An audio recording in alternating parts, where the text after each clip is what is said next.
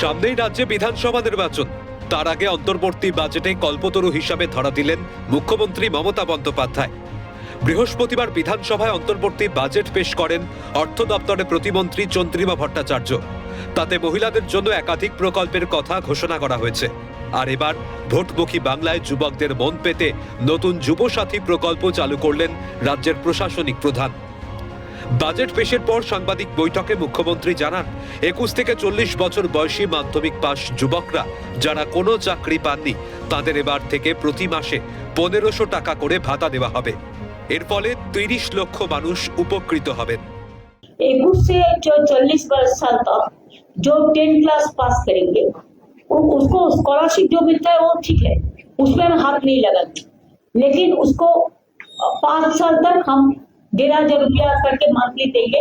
जैसे वो लोग नौकरी का भी ढूंढने का कोशिश करें, हम भी कोशिश करेंगे उसको साथ, उनको भी हम जुबो साथी बना के उसको 5 साल तक हम 1 रुपया देंगे। ये न्यू स्कीम है, इसमें भी आपको about 30 lakhs people will be here, so 30 lakhs youth will be motivated and generated.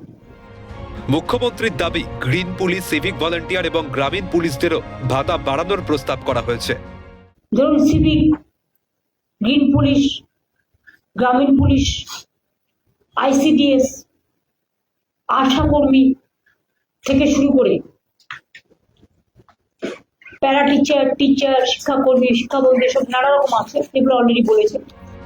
এদিকে মুখ্যমন্ত্রীর এই ঘোষণায় স্বভাবতই খুশি বেকার যুবকরা। এটা খুবই আনন্দিত হয়েছি আমরা সবাই। যারা বেকার ছিল তারা যা করে 500 টাকা পাবে। প্রকল্পটা যেহেতু শুরু করেছে, প্রকল্পটা অ্যাপ্লাই করব, ঠিক আছে। আমরা অনেকদিন ধরে এটার আশায় ছিলাম আমরা, যে আমরা বেকাররা কোনো কাজ ফাজ পাইনি।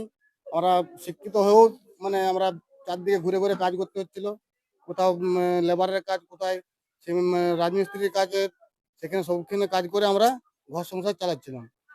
যেহেতু এটা দিদি প্রকল্পটা নতুন শুরু করেছে, যথাযথ যদি তাড়াতাড়ি পারি অ্যাপ্লাই করব।